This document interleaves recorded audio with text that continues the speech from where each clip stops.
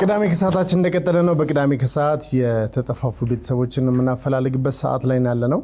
የመጀመሪያዋ ባለ ታሪክ እናታችን ስቱዲዮ መጥተዋል። እንተዋወቅ። ፋጡማ ሙክታር አብደላ። ማን ነው ይፈልጉት? ወንድሞቼ እና ማን ይባላሉ? ጆዋኔ ሙክታር አብደላ፣ ረመዳን ሙክታር አብደላ። እነሱ ምን ብሎ እንደሚጠሩ አላቅም፣ ግን ስለማናቃቸው በታሪክና በምልክት ነው መጣው። ታሪኩ እንዴት ነው? እስኪ እንዴት ነው የተለያያችሁት?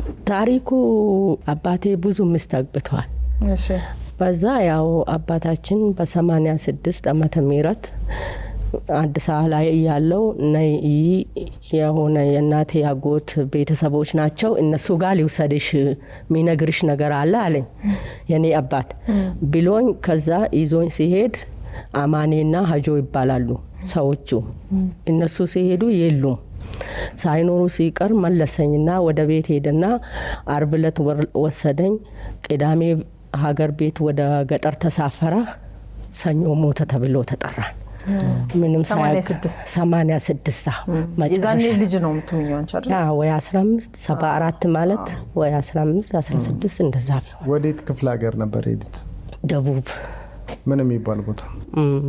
ወደ ቂልጦ ጎንቦሮ መስመር እዛ አካባቢ ነው።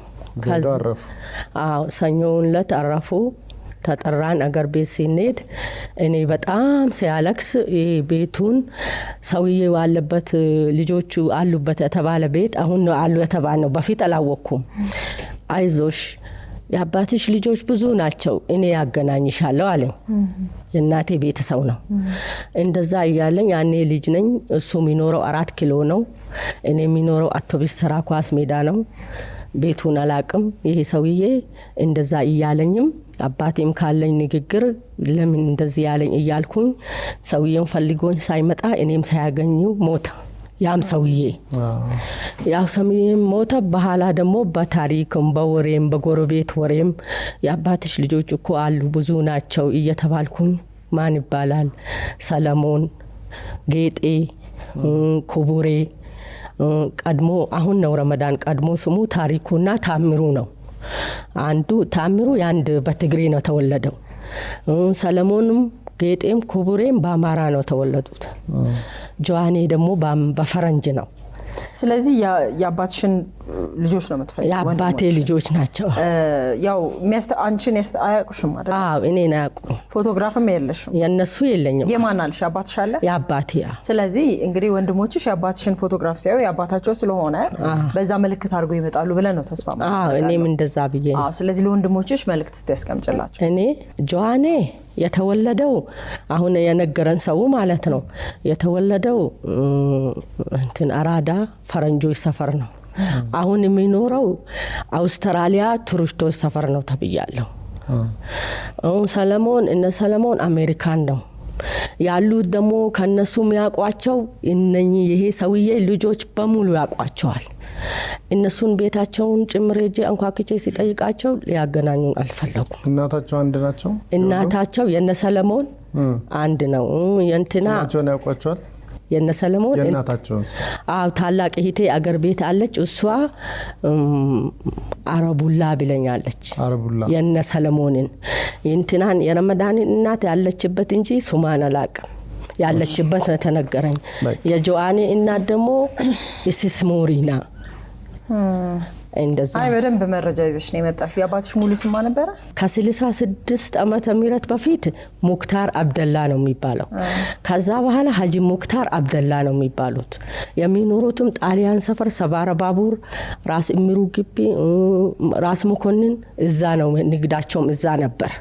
የዛ ሰፈር ሰው ሁሉ ያውቃቸዋል። ስለዚህ የተጠሩ ስሞች አሉ። እንግዲህ ዋናው ነገር የአባትሽን ፎቶግራፍ ይዘሽ ስለመጣሽ ወንድሞችሽ ነው የምትፈልጊው። እነሱም እንግዲህ የአባታቸውን ፎቶግራፍ ሲያዩ ተመልሰው እንግዲህ ትገናኛላችሁ ብለን ተስፋ እናደርጋለን። መልካም እድል ይሁንላችሁ። ወደ ቀጣይ ባለ ታሪክ ነው የምናልፈው። ወደ ቀጣይ ባለ ታሪክ አልፈናል። እንግዲህ ዘመዶቻቸውን ሊፈልጉ የመጡ እናት ናቸው። እንኳን ደህና መጡ። እንኳን ደህና። ደህና ኖት? እግዚአብሔር ይመስገን። ማን ይባላል ስሙ? እኔ የእናት አባቴ የድሮ ያወጡልኝ ኪሚያ በከር ይባላል። ግን አሁን እኔ እዚህ አዳማ ነው የምኖረው ከድሮም ማለት ነው። ሰው አምጥቶኝ እና ዘነበች ፍስሐ ነው የሚባለው። ስለዚህ እነሱ የሚያውቁት ኪሚያ በከር ነው እነሱ ያወጡልኝ ቤተሰቦች። እንዴት ነው የጠፋ? ስለዚህ አንቺ ነሽ የጠፋ? እኔ ነኝ የጠፋሁት ሕፃን ሆኜ ማለት ነው። በ69 ነው የሆነ ጦርነት ነበር መሰለኝ አላቅም። አባቴ 2 ልጆቹን ይዞ ሲሸሽ አሁን ያሳደጉኝ ደግሞ እነሱ ደግሞ እኔን ከልጆቻቸው ጋር ይዘው ሸሹ። ከዛ እነሱ አባቴ የት እንደደረሰ አላቅም። ከዛም በኋላ ልጆቹን ይዞ ማለት ነው ከየት ነበር የተነሳው? ባብሌ ነበር እንድሮ። ከዛ እነሱ አሁን ያሳደጉኝ ባብሌ ነው ያሉት። ከዛ ጦርነቱ እንትን ሲል ወደዚህ እኔን ከልጃቸው ጋር ይዛኝ ሸሸች አሁን ያሳደገችኝ ማለት ነው። አባቴ ደግሞ ልጆቹን ይዞ ወደ ሀረር ይሁን ወዴት ይሁን ሸሽቷል። በዛ መሃል ተጠፋፉ። በዛ መሃል በቃ እኔ አዲስ አበባ ይዛኝ መጣች። በቃ እኔም ከነሱ ጋር ይሄና አላ እሷ ጋር እንደቀሩ ምናምን ያውቃሉ ቤተሰቦቹ? አዎ መጥቶ በመሃል ላይ ፈልጎ እዛ ሀረር አግኝቶኝ ይዣት ሊሄድ ምናምን ሲል እምቢ አልኩ መሰለኝ። እኔ ልጅነትም ልጆች ስላሉ እምቢ አልኩት። የ8 አመት ወይ 7 አመት በሆነ ነው። ግን አሁን ምንም አላውቅም፣ ጠፍቶብኛል። ስማቸውስ? የአባቴ በከር፣ እናቴ ሞታለች በዛን ሰዓት። አሺ ትባል ነበረ። አሺ ወንድምና እህቶች? ወንድሜ ደግሞ እኔ ነኝ ታላቅ። የኔ ተከታይ አደም ይባላል። የሱ ተከታይ ደግሞ አብዲ ይባላል። ትንሽ ነው።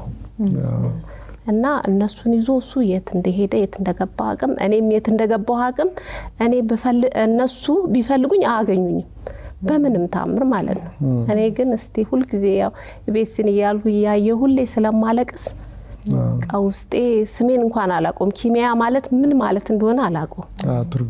ትርጉሙንም አላቆም። ስለዚህ እስቲ ቆይ ብዬ ልጆቼም አንዳንዴ ሲጠይቁኝ ሆድ የባሰኝ በቃ እስቲ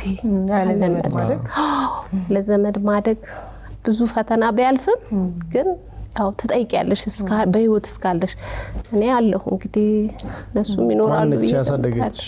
ማነች ያሳደገች? ስሟ ማን ነው? ተካበች ልማት ባል። ተካበች ልማት። ስለዚህ ከሷ ልጆች ጋር አደግሽና አሁን ስለዚህ የአባትሽን ቤተሰቦች ሙሉ አጣቂ ማለት ነው? አክስት ማግባትም ምንም በቃ ብቻዬን ነኝ እኔ። ያው ባዳው ነው ዘመዴ። ከባዳው ጋር ኖራለሁ። ያው መቤቴም አለች እስካሁን ያኖረችኝ። አሁን ደግሞ የመገኘት እድሉ በጣም ሰፊ የሚሆነው እንግዲህ አገራችሁ የተወለድሽበት የኖራችሁበት እንግዲህ ባቢሌ ነው። ከዛ በኋላ የእናት የአባት የወንድሞች ስም ስላለ የተጠፋፋችሁበትም አጋጣሚ ትንሽ እንግዲህ ለየት ያለ ነው አይደል? አጋጣሚ የተለያያችሁ። ስለዚህ ወንድሞችሽ አባትሽም ጨምሮ ሊኖሩ ይችላል አይታወቅምና ስማቸውን ስለጠቀሽ የማንም ፎቶግራፍ የለሽም ማለት? የማንም። ስለዚህ እንግዲህ ይሄንን ታሪክ ስትሰሙ ባቢሌ አካባቢ ይሄ ቤተሰብ ካለ ልጃችሁ እንግዲህ በጦርነት አጋጣሚ ተለያይታችሁ ግን እንግዲህ አሁን የልጆች እናት አይደለ? ለመሆን በቅታ እንግዲህ እኛ ጋር መታለችና ልትገናኙ ስንል እንጠይቃለን። ያለውን መረጃ ነው የነገርሽን። ሌላ የፎቶም የምንም ማስረጃ የለሽም አይደል? አዎ የምንም የለኝም። መልካም እድል። እንግዲህ ይሄ በቂ ይመስለኛል። እንግዲህ መልካም እድል ይሁን። ወደ ቀጣይ ባለ ታሪክ እናልፋለን። አብራችሁን ቆዩ። እያንዳንዱ ዝውውር ሁለት ዓለማትን የሚያገናኝ የማይታይ የፍቅር ድልድይ ነው። ርቀት ቢለያየንም በልባችን ግን አንድ ላይ ነን። አቢሲኒያ የልባችሁን መሻት ያደርሳል። አቢሲኒያ ረሚት፣ የፍቅር መንገድ፣ የትውልድ ድልድይ። አቢሲኒያ የሁሉም ምርጫ። ወደ ቀጣይ ባለ ታሪክ አልፈናል። ልጃቸውን ሊፈልጉ ነው የመጡት አባት እንተዋወቅ። ሳዲቅ ጀማል። ከልጆት ጋር እንዴት ነው የተጠፋፉት? እስኪ ታሪኩን ንገሩን። ኢትዮ ኤርትራ ውስጥ ነበርኩ እኔ። የቀድሞ ሰራዊት ነኝ። ያው የቀድሞ ሰራዊት እንደመሆነ መጠን ያው ቆስያለሁ። ያው እኔ ነፍሴን አላቅም። ያው ወደዚህ መጣሁ። ከዛ በኋላ ደግሞ መገናኘት አልቻልን።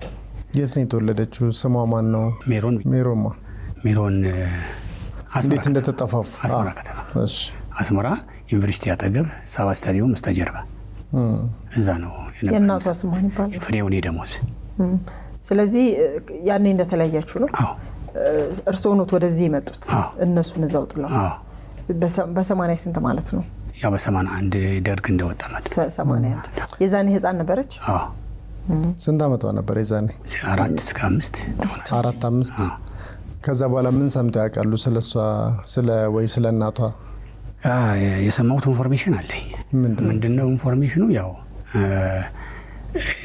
ጓደኛዬ ልጅ ነበረ እዛ፣ አባቱን ፍለጋ ወደዚህ መጣ። ከዛ አጋጣሚ ተገናኘን እና እንደዚህ ልጅ አለችኝ እና አድሬሱን ነገርኩት። ሳባ ስታዲየም በስተጀርባ ዩኒቨርሲቲ አጠገብ ነች እና የዛ ቲም ነኝ፣ የዛ አካባቢ እንትን ነኝ፣ ጥበቃ ነኝ። ማን ነው ማስተዳድረው? እዛ ነኝ። እነሱ የትግራይ ተወላጆች ናቸው። አያቷ ነች። በአያቷ ቤት ነበር ተጠቅልለው የሚኖሩት የነበረ ማለት ነው። እና አያቷ ያው ገብረ ጽዮን ገብረ ማርያም ናት።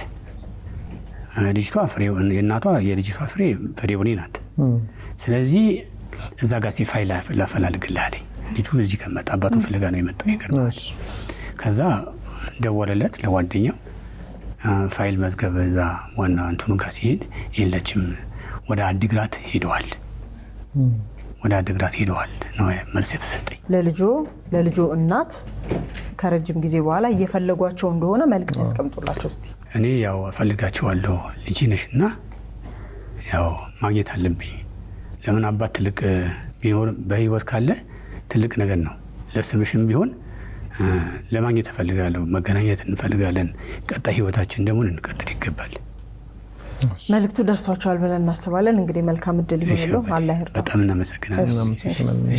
ኑሩልን። ወደ ቀጣይ ባለ ታሪክ እናልፋለን። አብራችሁን ቆዩ። ቀጣይ እንግዳችን ወንድማቸውን ለመፈለግ እኛ ጋር መጥተዋል። እንኳን ደህና መጡ። እንኳን ደህና ቆያችሁኝ። ማን ይባላል ስሙ? አሰግድ ብርሃኔ። የሚፈለገው ወንድሞ ስሙ ማን ነው? ሰረቀ ብርሃን። እንዴት ነው የተጠፋፋችሁት? እስኪ ታሪኩን ንገር።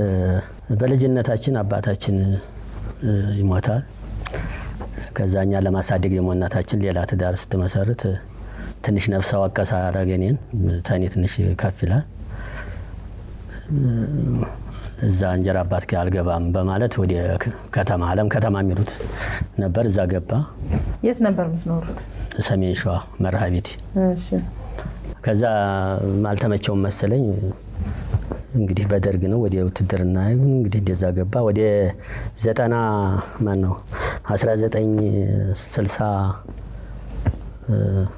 1966 65 ደብዳቤ ልክልኝ ነበር። ከዛ ወዲህ ነው እንግዲህ የጠፋው። ከየቱ ነው ነበር የሚልከው?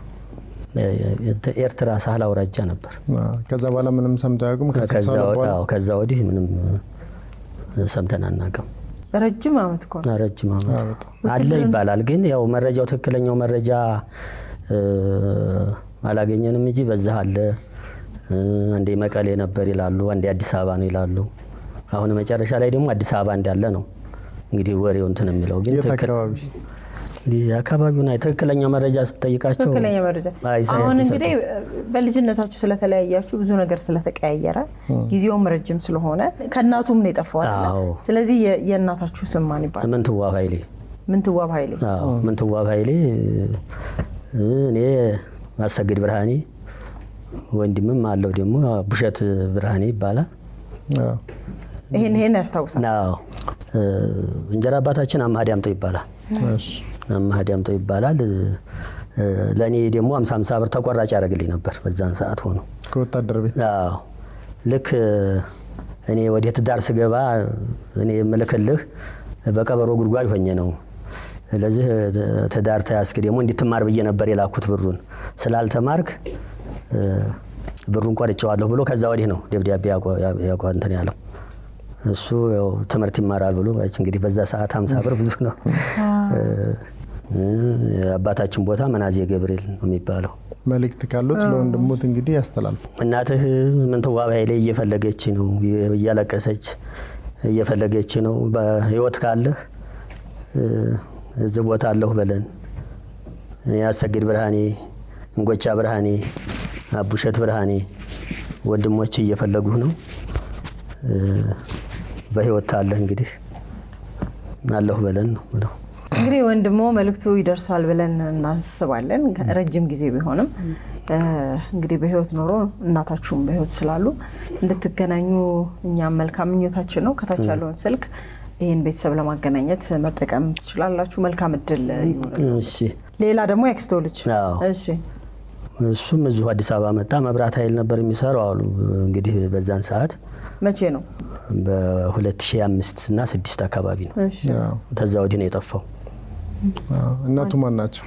ናስናቀች አየለ። ስሙ ማን ነው? አሳልፍ አረገ። እዚህ ማለት አዲስ አበባ ነው የጠፋው። ስለዚህ ሁለት ሰው ነው እንግዲህ የፈለጉት ማለት ነው፣ የወንድሞትንና ያክስቶን ልጅ።